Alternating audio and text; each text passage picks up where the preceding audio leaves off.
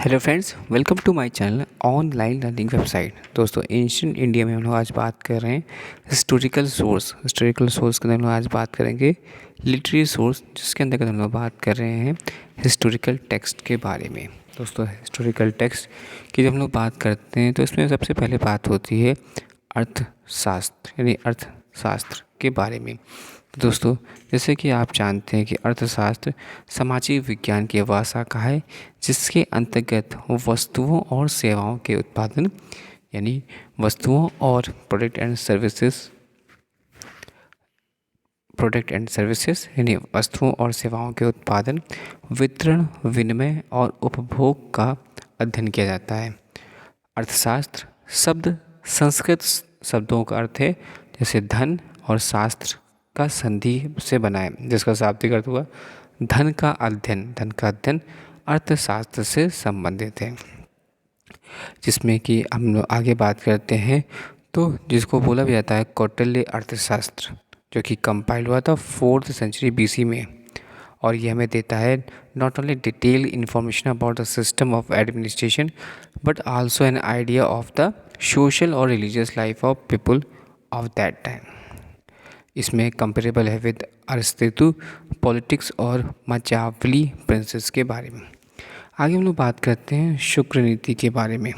शुक्र नीति को शुक्र नीति सार के रूप में जाना जाता है। यह एक धर्मशास्त्र का एक हिस्सा है। इसे शुक्राचार्य की नैतिकता प्रणाली के रूप में जाना जाता है। यह शासन के विज्ञान पर एक ग्रंथ है जो राजनीति विज्ञान के सिद्धांतों को लागू करने के माध्यम से नैतिकता को बनाए रखने की दिशा में संचरित है।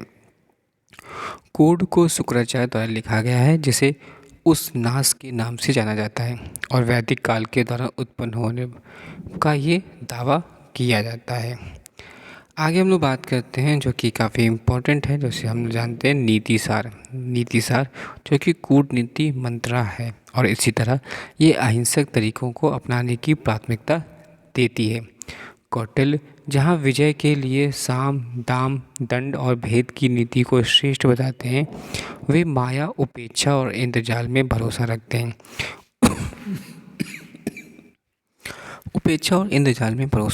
वह नीतिसार मंत्रणा शक्ति, प्रभु शक्ति और उत्साह शक्ति की बात करती है। आगे हम लोग बात करते हैं तो राजतरंगिणी कल्लर द्वारा रचित एक संस्कृत ग्रंथ है।